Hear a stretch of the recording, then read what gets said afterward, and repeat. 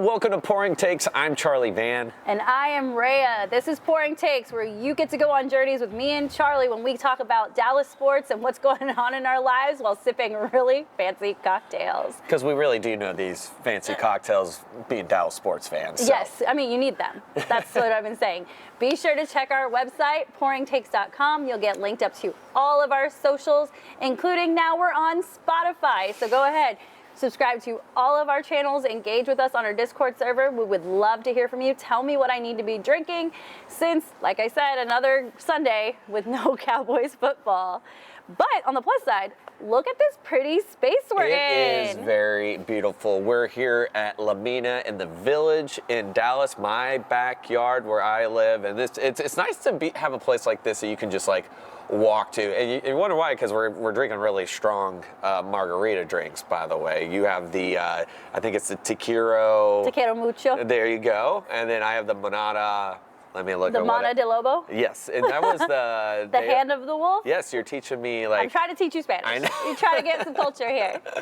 They're both really... You said yours is like a party? Yeah, so mine tastes like... Here, it's really pretty. It's this like rose-colored cocktail. It tastes like a party in Tulum where it's refreshing, but you're definitely going to make some mistakes. That's why it's good to be able to walk home from here. Yeah. Mine has Knob Creek, which I love that whiskey, and mezcal. Those together are a reason why walking home is very, probably the best. Or Lyft or Uber, by the way. But this is a fun place. Thursday, right now, tonight actually, we're here Monday night, there's a band playing, but Yep. Thursday, Friday, Saturday, if you want to get your salsa moves on, they do have live DJ and salsa dancing going on, but the food's great. Everyone here is wonderful, so it's a whole fun vibe. Do you get into shenanigans here? Is that why they were like, oh, we love this guy? Let him do his podcast here. No comment. There's no videos, so it's fine. No video that you know of. Yeah, that I know of. But yes, definitely stop by here, Mina. It's so beautiful, as you can see, and we definitely appreciate you guys for having us here. So, Rayya, how was your week? Cheers. Cheers. Well, it was another week. Can you believe February is literally like 3 days away? Lots going on. This past weekend was crazy between the playoff games, Royal Rumble, all things Mavs and Stars. What about you? What have you been up to? Man, this week I had a homebrew. I'm part of a homebrew club. That's so right. I mean, I feel like there's a lot of like it's a fun because I love like the whole craft beer as much as I love a good cocktail. But we just meet up. We bring in different. Sometimes people brew. So do you brew? I do. I need to. People always ask me, "Have you brewed yet?" I need to. That is my 2024 New Year's resolution. Oh, okay. If you're gonna be a part of something like that, it's fun though. It's just. It's fun to see what people can make. Like, it's like chemistry, it's like science. So. Yeah, exactly. Like baking or cooking. Yeah, okay. So pretty much that, just watching movies, kind of catching up on that. I mean, without the Cowboys and stuff, and I don't know what to do. Don't say it like that, because there's plenty of stuff going on in the sports world, plenty for us to enjoy as just spectators with no anxiety, which is the best. Which I kind of prefer that, although I would love to see them one day. Okay, yes, obviously. But here's the case. We got the Final Four was Baltimore and Kansas City, and then you had Detroit and San Francisco on the other side. Both games really competitive, as championship Sunday should be, right? Yeah, I mean, usually around these conference games, I mean, the stakes, of course, are very high, but sometimes you usually see just a straight game of just domination and one that's really close. There was both excitement in both these games. I'm glad that I didn't have a team in this one. I was sitting here in the Village at over-under, which will be next week. Watching with fans of all these teams, and I could not imagine, but it was fun for us. No, yeah, definitely. Yeah, I was at a couple different places in Addison, just like rotating through all the games and finally getting home for the end of the Detroit and San Fran game. So let's get into it. Let's start on the AFC side. Tell me what you saw. What was something that really stood out to you? Man, I will say this. Mahomes and you see a lot of the chatter and seeing him already as the GOAT. I mean, what he's been able to do and really help turn this team around that we're like, oh, this is the worst we've seen from the Chiefs. And to get in these playoff games and elevate, and he went the extra gear against a team that was touted as the favorite to win it all. That was Baltimore's best chance to beat them. Definitely. And then Travis Kelce, phenomenal. I mean, there were some crazy passes. Yeah. They have that Brady Gronk, and it's so much fun. Obviously, Pacheco, I mean, he just is on a whole different level. But yeah, I mean, but I will say this, even though the Ravens lost, Zay Flowers' ceiling is high. I know that fumble in the end zone. Oh, we're going to get to Zay. We are going to get to Zay. But I will say I'm excited to watch him. That was out of that game that I'm really... I'm going to agree with you. It's kind of like what I said in last week's episode. I said Kansas City has enough experience in the playoffs and enough maturity to be able to, as a team, not just Patrick Mahomes, as a team, turn it on and take it to the next level. That defense guarding all of those Baltimore wide receivers, watching over Lamar Jackson, that's not an easy task. Yeah. But they, for the most part, were able to keep it all controlled so that Patrick Mahomes and Travis Kelce could run away with it. Also, shout out Rashee Rice, SMU, fantastic wide receiver, absolutely showing up when it matters most. And I keep saying it, I think he's going to be an absolute star. But maybe I'm just biased because pony up, bitches. Could he be that? Because I was talking to someone yesterday. It's like, obviously you have Mahomes and Kelce are like Brady, Gronk, but could he be their Edelman? Yeah, but he's so big and strong. But that extra he's receiver. He's not as slotty. Well, and that's the thing. Pat's never really had those, outside of Randy Moss, like a really big guy. They always had kind of Danny Amendola, but Edelman was that receiving piece outside of the consistent Gronk. one that was around for a while.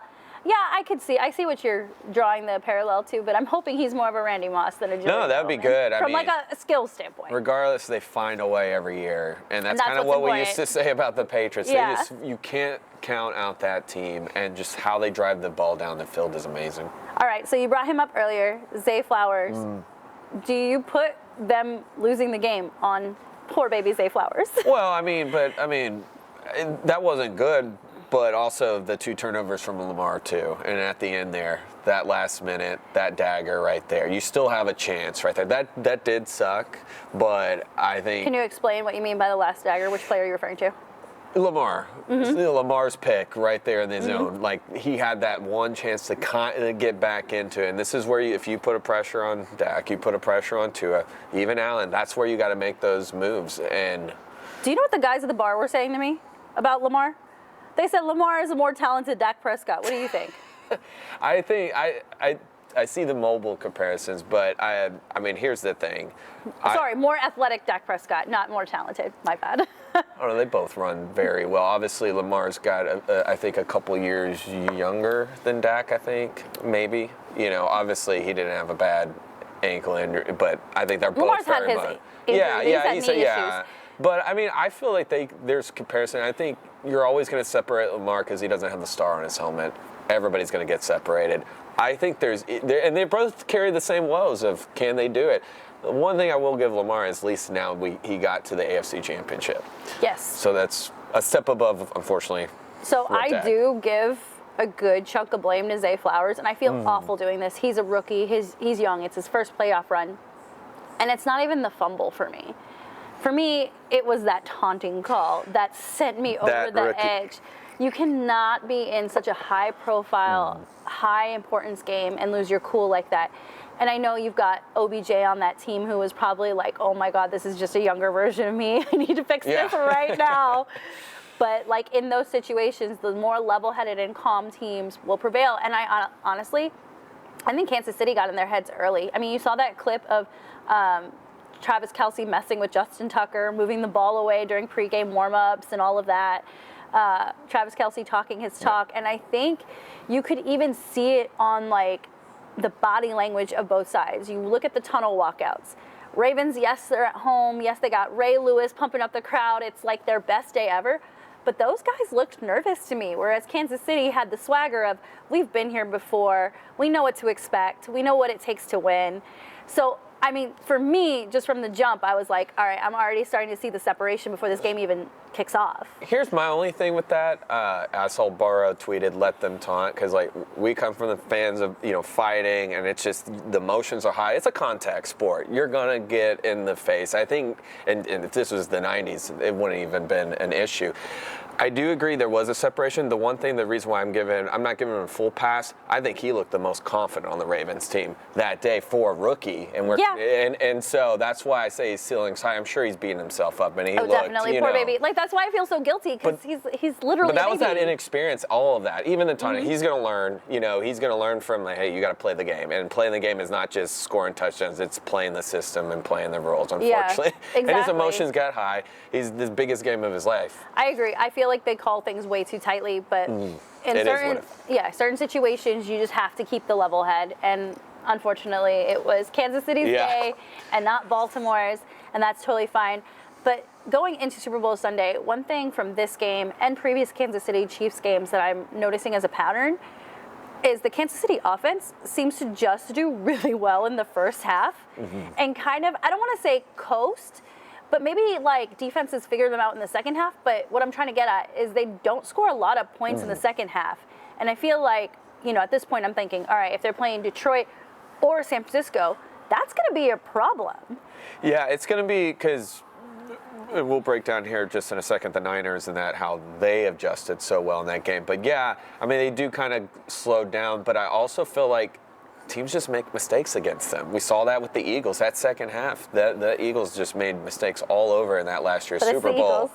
Well, but I mean, same with the Niners back in 20. I feel like the Chiefs have created this aura in the postseason. It doesn't matter what you do in the regular season. Just get them there, and it's just like mentally you're just fumbling around. You're doing something you wouldn't normally do. I see what you did there, Drake. Oh, yeah, that is true. Anytime there's a pun, I can't help myself. But yeah, I mean, I feel like, though, it's hard to count this, team because, yes, they may start slow, but other teams just start dropping, but which the Ravens completely did. Yeah, I'm just saying, we're going to get more into this next week on our Super Bowl episode. I'm just saying Kansas City needs to just be careful about how they do their second half. That's it. Any other takeaways from this AFC Championship game before we move on? It was good to see Mark Andrews back, but you could tell what a game to try to dust off the rust. And there was a couple of drops he would have never dropped, and that's not dark. It's just you could tell. But I'm glad to see him back. But no, I mean, just overall, the Chiefs. Chiefs are just too good. What happens to Baltimore from here? Well, they got a good, talented team, and we've been mentioning Flowers over and over, and we'll see what they're doing at the running back. I know Dobbs is a free agent. I know they just signed Cook, but what are they going to do there? As long as Lamar stays healthy, the team always can be in the mix. That's always been the knock. I know they're kicking themselves. John Harbaugh's the best. I mean, he's the longest tenure right now. I agree with you. Except just remember, Joey Burrow is in that division. Deshaun Watson is in that division. But Joey Burrow can't stay healthy. I get that. But I'm just saying, the AFC North is one of the most competitive divisions, and this was probably Baltimore's best shot to go all the way. Yeah, I mean, calling it like I see it. I can see that. It also, we're looking at the Steelers of just because we don't know what they're doing at QB too. I ain't worried about the Steelers right now. You're not worried about that? I'm just thinking about Cincinnati and Cleveland, because Cleveland came on really strong. Cleveland had Joe Flacco come off the couch, and they could have made a playoff run with that man. Well, we saw how that first round went. Yeah. At the end of the day, Lamar is still Lamar. I do agree with Burrow if he can. I just don't know. Every year I can give you every stat. First year torn ACL. 2021 is the only time that he stayed. After that, he's been just hurt until I can see him. I know that Lamar has the same knock. Those are guys neck and neck, but I think Lamar, when it comes to that athleticism, can push. And I don't know what else we're going to see with T. Higgins, Jamar Chase. Yeah, there's lots of moving parts. Lots of moving parts. I totally agree. But yeah, as if you've been with the show as long as we've been with the show, you will know the AFC North is probably my favorite division outside of the NFC. It is fun. It is fun. It's I want to see it at full health. Yes. That was the big thing. And I love Burrows. We don't live in a I'm a perfect cigar world, guy. Charlie Van. I know. Well, we know all about injuries in this town. So. Yeah. All right, let's move on to the NFC. So you had San Francisco 49ers and the Detroit Lions squaring off in, where are they, Santa Clara now? Yes. I almost called it Candlestick Park. It is Candlestick. not. It is Levi Stadium. They're like, hold on. Tell me one of your observations from that matchup. Man, I'll tell you what, the term gritty for Lions makes all this sense. I mean, they came out and they punched the Niners, definitely we're talking about right in the mouth. Yeah, they threw haymakers. absolutely. I was just thinking about Dan Campbell's speech when he first, then we're going to buy a kneecap. We're going to need, I mean, I was like, because I'm sitting there with friends that are Lions fans, friends that are Niners fans, and just going, the jaw and back between was. Oh, how is Danny? Man, he's hanging in there. He's doing all right. I mean, I think if you're a Lions fan today, it definitely sucks, but you definitely exceeded expectations. All of America was rooting for them too. But man, the way that they came out and were able to smack, the thing is, like I feel like there was just the game planning in the end. Yeah, I'm gonna air you out because you did this, and I don't know if it was the cocktails. Yeah. Or whatever we were doing that day, but Charlie was ready to roll over at halftime and be like, Detroit's going to the Super Bowl. Hell yeah, that's fine. And I just was like, Charlie's okay, fine being wrong. I think there was quite a bit of like, what's going on here. And because here's the thing, you look at that Green Bay game going back that we talked about, they were able to control a good portion of that game and then let But what happened? What happened? They let the door open. You can't let the door open, but the adjustments, the Niners adjustments. Was it the Niners adjustments, or was it the close calls that Dan Campbell was making? I think it could be a little bit of both. I really do, because you still got to adjust and you still got to perform. You still got to execute too. If obviously he made that blunder again, we saw that with Dallas, but Dallas still made the blunder 3 times. Yeah, and guess what? He did in the Dallas, but we did have to adjust to make that. If we don't show up and we don't execute, Agreed. It doesn't matter. Agreed. But he's gutsy. It's gutsy, but do you put the loss on Dan Campbell? Oh, I think you have to, but just like the Dallas loss, you just kick the field goal, you're right there, and he won't apologize about it. He shouldn't. That's who he is. We got into it as a group that I was watching with about Dan Campbell. Which one was it? I think it was like the first opportunity where, at the end of right before halftime, where he decided to kick the field goal and not go for it. I really thought at that point he was going to go for it. I think they were up like either 14-7 or 21-7 at that point. And I was like, you're at the 4 or 5 yard line. A half's almost over. San Fran's getting the ball first. What do you have to lose in that situation? And that's the one where he didn't go for it. And then I felt like he spent the rest of the game like overcompensating, thinking, shit, I should have gone for it at that point. And then he chose like the most inopportune moments, or like, I don't know how to describe it, because being like an analytics person, my brain was always going to say go for it. And Steven kept telling me, Rayya, this isn't Madden. Like, you can't just go for it every time. Like, you need to be a little bit more logical. Yeah, I mean... I don't like it when people tell me to be more logical, by the way. Well, here's the thing. I think with Dan, no matter what, like, I don't know that you can break that out of his character, and that's something, like, that's just who he is, and that's a second time we've seen where he has gambled, and he's going to fall on that sword. It sucks because, man, the Lions had such a credible game for the most. Their future definitely is really... How right about that there. NFC North? When you look at Detroit, Packers, Green Bay, Minnesota can easily be back in the mix. And the Bears, depending on what they're going to do. Oh, Bears got a lot of moves to make, but yeah, they could be a threat easily in the next 2-3 years as well. It could be the number one, because the NFC West it's the Niners, right? Right. Us, for now, it's us and Eagles. South is, depending on what Atlanta does, but for the most part, the North looks the most stacked. Mm-hmm. So I'm excited. I mean, we the North. For your takeaway in this game, let's go on the Niners side. What concerns you with them moving forward, but what did you also like that gives, if you were like, say, a Niners, that gives you hope? All right, so I'm going to go reverse. I'm going to take it the other way.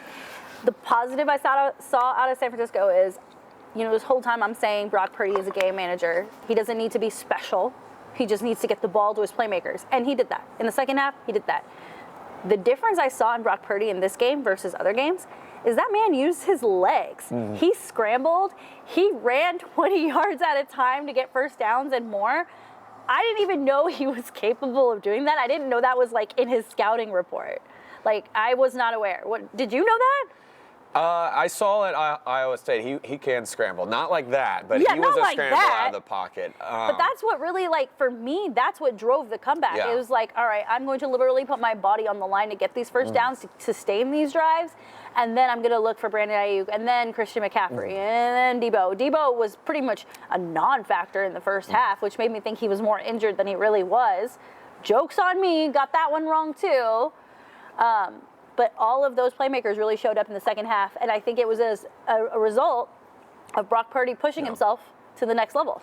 It's almost like he's been reading the Twitter all week, or X or whatever, and seeing what every analyst It's X, formerly known as Twitter. But seeing him known as a game manager and stuff, I mean, he was a game changer in that, and especially going to that second half, because that's the question: can he play from behind? Can he really play? Well, all he's been doing is playing from behind. Ew, that was a sex joke. Sorry. But in the biggest moment, you got to drink. You got to drink. You got to. It's that party drink. There you go. Well, yes, he has come from behind, but this is the biggest moment. Obviously, we didn't get to see him play in it last year because he got hurt. Barely, like 2 seconds. Right. But I mean, I think that pressure needs to be taken off. He showed up. He did well. He adapted, like you said, ran. So happy for him. I'm going to say on the other side of the coin with what I'm nervous about for San Fran is you look at that D-line and you're like, wow, they are so stacked. Did I hear the name Randy Gregory? Yeah. I had no idea he was on that team. Did you know? Uh-huh. Yeah, he's traveled around. He went I know from he's Denver. traveled around, but I didn't realize he was picked up. Like in my head, when you say 49ers D-line, I think Nick Bosa, the most attractive D-line man in the world, by the way. Right around Chase Young. I think I think he just kind of slid under the radar because you just don't think. You're like Chase because they needed. Well, I mean, I felt like they needed him, and that was a great pickup. But you just don't hear him talk. You got Fred Warner on your defense. I love Fred Nobody Warner. talks about that. So. But as high-powered as those names are, these slow starts are kind of scary. And now we're thinking, all right, you're about to go up against Patrick Mahomes. Who has a really good run game. Great run game, great first half team, as stated before. Is the defense going to let that big lead in the first half develop, or are they going to be able to make the adjustment over the next 2 weeks and maybe they punch Patrick Mahomes in the mouth? We don't know. Yeah, I mean, that's going to be that adjustment because Mahomes he's not Goff. And that's not a knock on Goff, but let's say it. Mahomes is that guy we keep saying you cannot let in the game. Yeah, Mahomes isn't Jared Goff. He's not Jordan Love. Yeah. But, we saw San Fran struggle with, was it DTR? Yeah. Dorian Thompson-Robinson, is that his name? Yeah. And some other guys. So we're going to really find out a lot next week, and I'm really stoked. Our Super Bowl episode is probably going to be our most fun episode next week. We're going to be at over-under probably around this time next Monday, 7 o'clock. We're going to break down all things Kansas City, all things San Francisco 49ers. We wanted to say the Lions. I didn't want to say the Lions. The as well Cowboys as, of the North. we're going to talk about Taylor Swift. We're going to get into all of that. We're going to look at some prop bets. We're going to put some shots on the line, and we're going to have a really good time. So be sure to tune in next week when we get into Super Bowl madness. Oh. I'm ready. And we can talk about your birthday plans, too. Ooh. Yes. Yeah, that's right. More shots. Charlie's got a birthday coming up. Okay. So, staying in the football realm. Any Cowboys news we need to address? I know there was a little rumor out there. Yeah, I don't think there's anything but that rumor. Dan Quinn's still interviewing, with the Commanders and Seattle. So I know he just had like a second interview with, I think with both. So yes, he did. I'm not sure what's taking long on. Everybody else has been spoken for as far as the teams that need head coaches. Yeah. That really does lead me to believe he's landed somewhere. So the rumor is, if he does, Ron Rivera could be a potential candidate for defensive coordinator. All right. Well, I'm going to leave all of y'all on a cliffhanger about what I think about that. Once the news Once we know. once things look a little more sturdy, then we'll jump into our analysis on coaching. But another team whose coaching staff is set for next season is our lovely rivals, the Philadelphia Eagles, picking up a new offensive coordinator in Kellen Moore, can't say it with a straight face, and a defensive coordinator in Vic Fangio from the Miami Dolphins.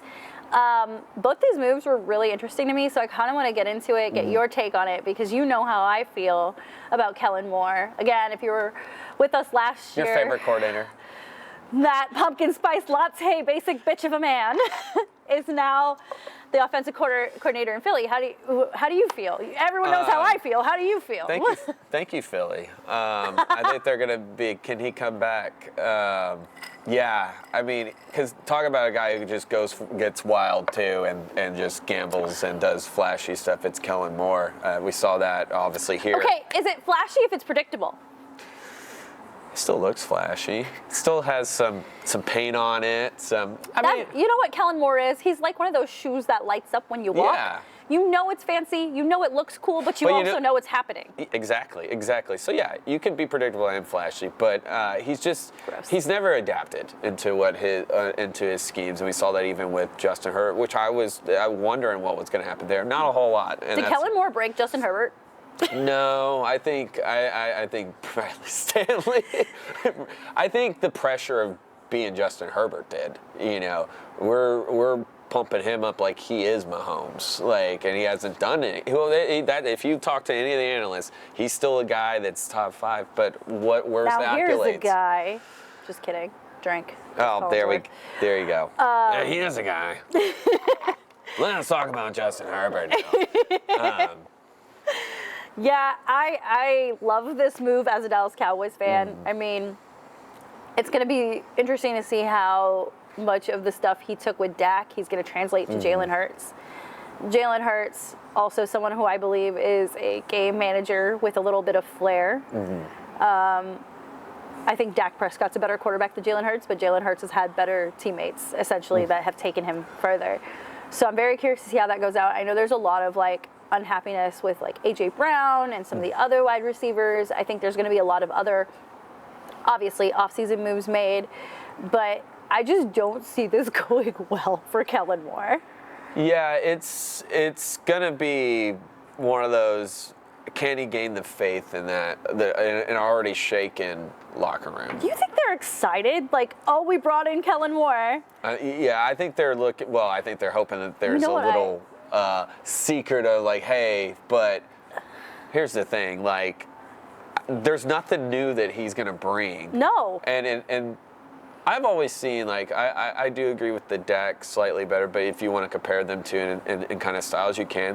Jalen might have that younger style, but but Kellen Moore's style is not going to work for Hurts. I think, not younger, I think the word you're looking for is explosive. Oh, explosive, yeah. But, I mean, I feel but let's be honest, before Hurts, Dak was that style, that only style in that division. Right. Kellen didn't do anything to elevate that, and so I don't know what he can get out of Hurts that he didn't already try with Dak. Okay.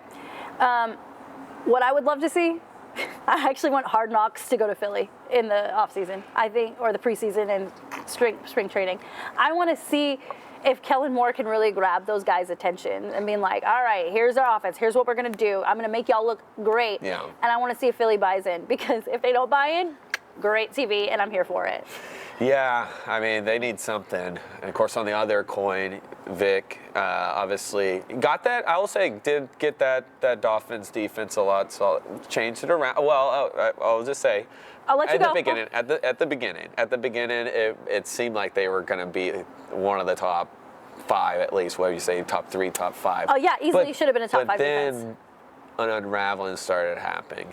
So, from what I hear, is he lost that locker room. Yeah. I think he's the equivalent to Kellen Moore on the defensive side. He's very basic. He doesn't like change. He doesn't like the idea of his best corner shadowing a best wide receiver. You're going to play your zone and you're going to stay in your zone. And if you don't like it, go to hell. And the other thing that he does that I don't like is he doesn't like playing young guys. Very Rick Carlisle, if you will. So there was a corner drafted, I want to say it was the second round, because Miami didn't have a first-round pick last draft. So it was a second or third round corner that was drafted. Did not dress for a single game. How are you going to be drafted that high and put on the bench? The team invested money in that player for a high draft pick, and you're not going to play him? That's wild to me. Yeah, I feel like a lot of their back-end decisions were rough, and then really that Titans game, I was like, oh, that's what gave me confidence when the Cowboys played. That I was like, ooh, if the Titans could do this to them, I just saw those holes. I know they had injuries here and there, but you're right. I don't think there was anything that he could have made spicy. He didn't make anything spicy, and he lost the locker room in Miami.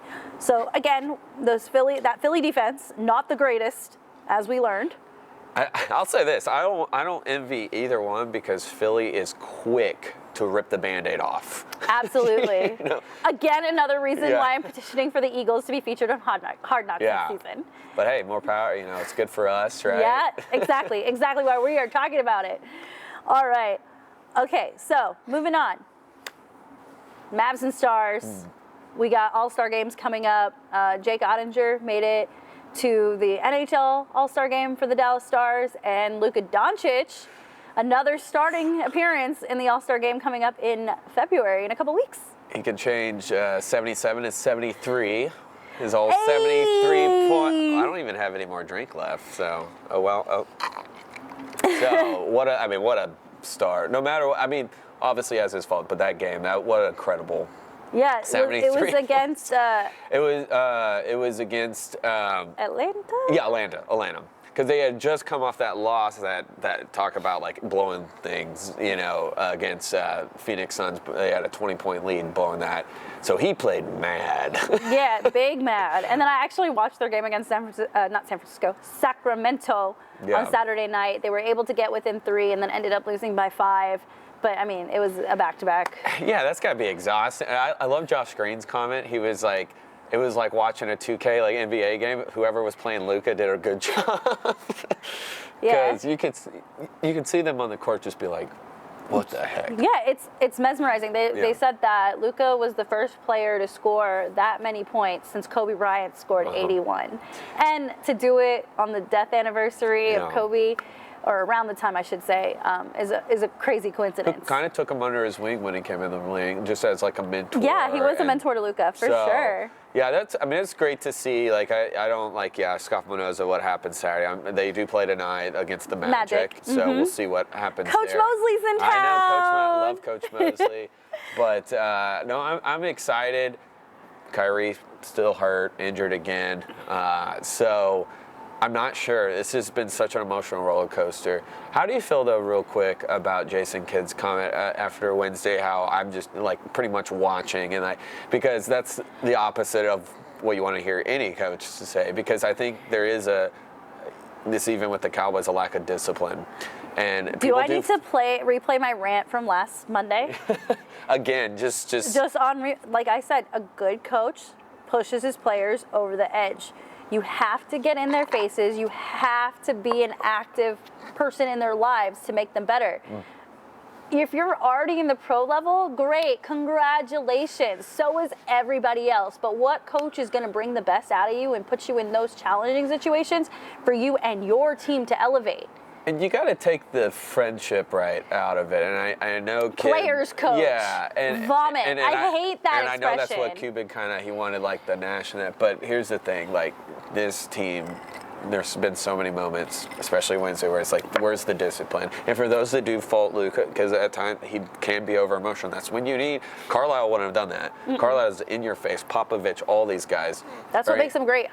Greg Popovich is by far one of my favorite coaches to watch. And you know, you grew up in Dallas and you hate the Spurs, but you hate the Spurs because Greg Popovich is so effing good. He's a general. You know, I got a story about Coach Popovich if we have time. Oh, yeah. So when I was in college, my family was living in San Antonio. And my dad had, season tickets through work to all the Spurs games. So I was always, every time I went home during the breaks, I was always going to Spurs games. And my dad told me a story. He was at, a Chipotle near the stadium or something, or near the practice facility. And one of the players, it wasn't one of the players, it was someone in the front office dinged his car, the minorest thing, backed into him, just wasn't watching where he was going. I can't fully remember what the situation was. And he said that guy, found him and apologized, and he was like, hey, I work for the Spurs, you know, let me take care of this. Here's all my insurance information. Let me get you to a game. It's not just the players that hold that standard, it's that entire organization, and it all comes from Greg Popovich. Yeah. Isn't that wild? Could you imagine, someone in Dallas, in that same situation? Do you think they would act the same way? I don't think so. Yeah, I just think it's that, and that goes to that old school coach, and the great John Wooden was like that. It's all about holding up to a high standard and excellence and being people of principle, and I think that old school coaching style, I'm glad it's not gone away from some of these coaches, especially him, and that's why we need more Greg Popoviches. We need that right now here, especially with a lot of these young guys. There's that emotion gets high, whatever, it happens. That's why you need a coach that's like, yeah, they need to stop level babying. you. They need to stop babying Luka. My argument for Micah Parsons translates directly to Luka. Luka is a generational talent. Yeah. Luka's been playing pro ball since he was 15 years old. My question is, so what? What else can you do, Luka? Luka, I get that you can score 73, but guess what? They only won that game by 5 points. If Luka's going to score 73 in one night, we should be blowing out teams by 20, honestly.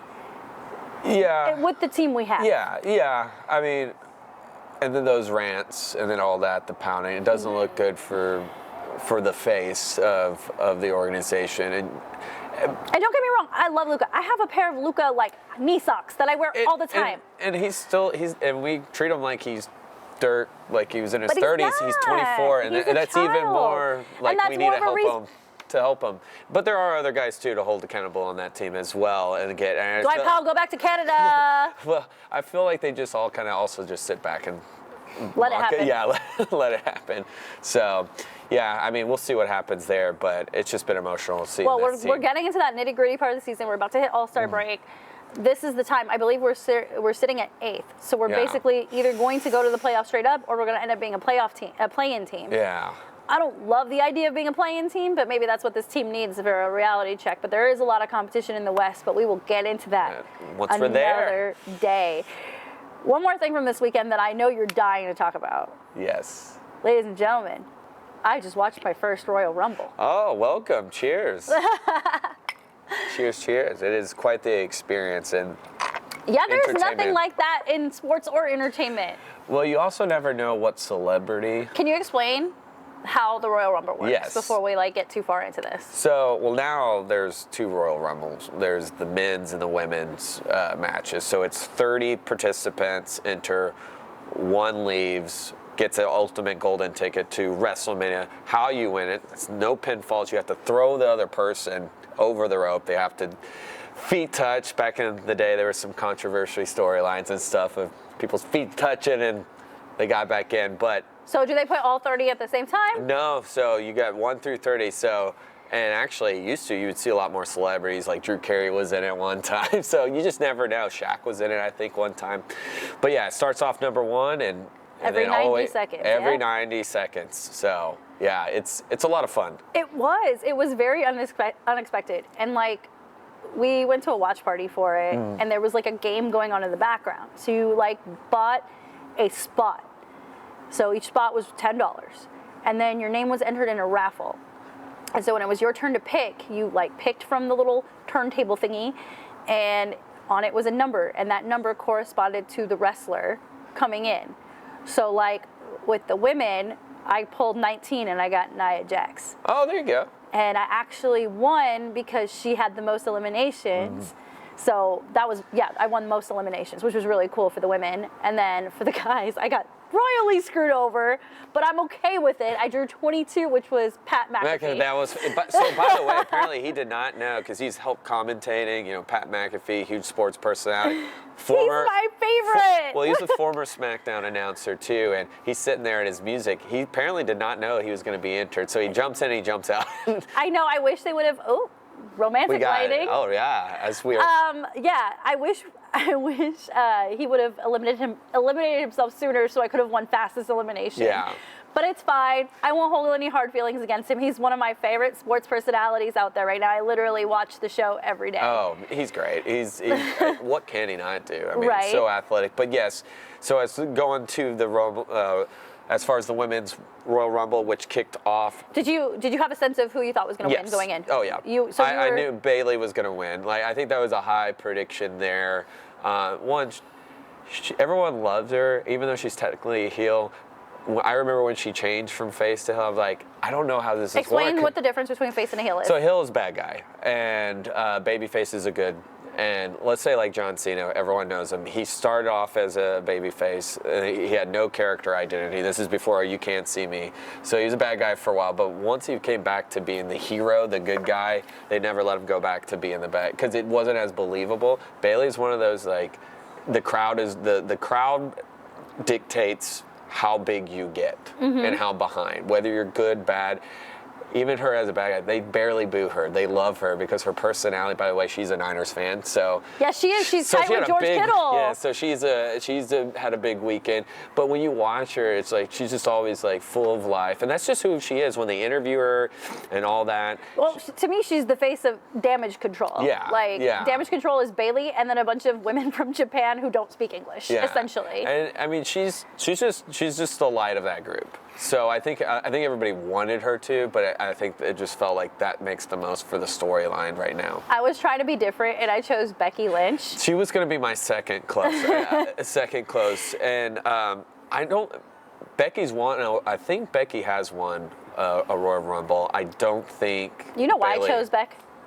I chose her because Seth Rollins is my favorite wrestler, and he tore his MCL, and I was like, well, if I can't cheer on Seth, I guess I'm going to have to cheer on Beck. Well, we still may get her. She could win an elimination chamber. We'll see what happens there. That's in Australia at the end of February, by the way. Which is going to be Rhea Ripley there. It has to be. She's from Adelaide, the women's champion. But I think Beck was my close second. It was going to be one or the other, but I had just seeing like Bailey, the aura was there. It's interesting they had her call out Rhea because I thought, what if she went after her teammate Io Sky? We've seen that. Yeah, we've seen. Yeah.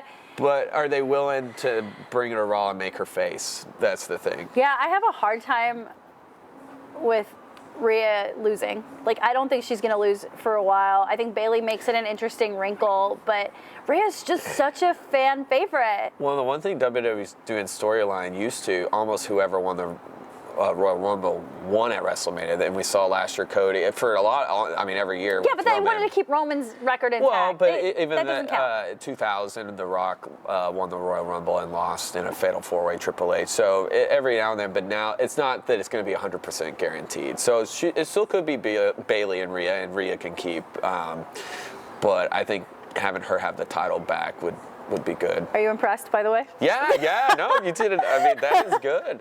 Well, and then the one match I wasn't, in my opinion, the biggest fan of. I didn't think it was bad. I didn't understand why it was number 2, but that is the Universal title. Very predictable, of course. Interference. How a fatal four-way works. You're talking about the fatal four-way? Yeah. Okay, go into detail. Yeah, so it's 4 people, 4. You can, anybody can give it pinned. So if you're walking in as the champion, you can still lose your belt even if you don't get pinned. Well, the thing with Roman Reigns, this irritates me a little bit because I grew up in the Hulk Hogan era. That's what got me. Super Saturday. Hogan has one of the longest, and he was always active. Never had interference. They made him like this is a superhero. He's another guy they never would make a bad guy at that time. Roman has the same physique, the same power. I mean, this guy played college football. He is so hot. He was, I'm not going to add that. Help, he's hot. You need a drink. We don't have any more drinks. Yeah, we're empty, but he's so freaking hot. I won't come on to that, but he is a great athlete. But every time, the last couple of years, as a heel, he has outside interference. So it is very predictable. And we know he's going to be WrestleMania. Yeah, when they brought in Solo, I was like, it's the same major eye roll. Yeah. I wouldn't have minded him and Randy together because I would have loved that showdown, but it was just kind of floppy, I felt. Floppy? It wasn't. I mean, actually, they all beat up on Roman, and he just hides there. And, you'll see guys or women hide in the corner. Usually when that dude, they're waiting for their spot, their moment where they're going to interact. And he was just hanging out most of the time. And I was like...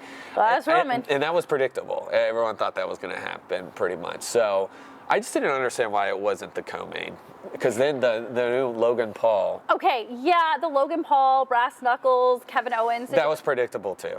I knew Logan was going to win. I didn't like how he won. And full disclosure, Jamie, who is watching us tonight, was with me, and our other girlfriend, Edna. Jamie and Edna don't watch WWE. Yeah. So I'm literally in their ears explaining to them what's going on to the best of my knowledge, being that I'm like still new to this sports entertainment sphere. And when that happened, I had no words for them. I was like, I just hate this. I'm like, there are no like tangible rules. And like, he got slid brass knuckles, but then didn't actually use them and slid them on Kevin Owens. How did Kevin Owens not know that was coming? I don't know. That rubbed me entirely the wrong way.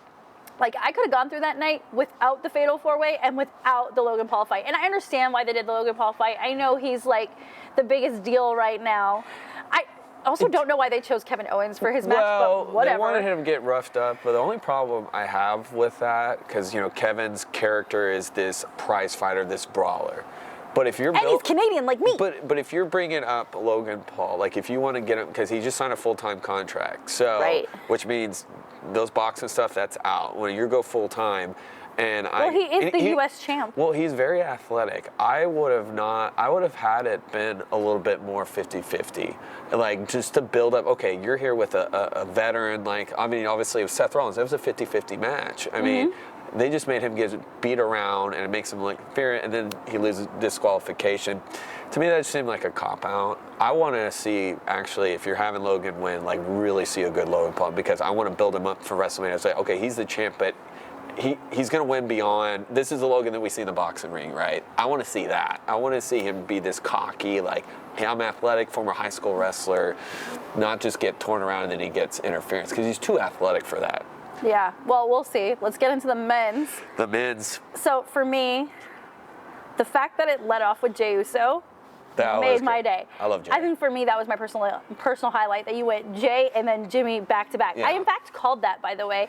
I'm, like, standing there as the countdown is going. I'm like, how funny would it be if Jimmy Uso comes out next? And there he is. And I'm like, wow, I am watching this stuff way too much. Well, I think that's a WrestleMania tease, because last summer at Money in the Bank, they talked in an interview like they've always wanted to verse each other, have their dad Rikishi come out and ref. That's what the guys kept saying. Yeah. Oh my God, Rikishi's got to be Yeah. here. Rikishi's got to be here. And I'm like, probably not. But we'll see. That'd be great for WrestleMania, But that was always the goal, and since they're both on different brands, right now is the best time.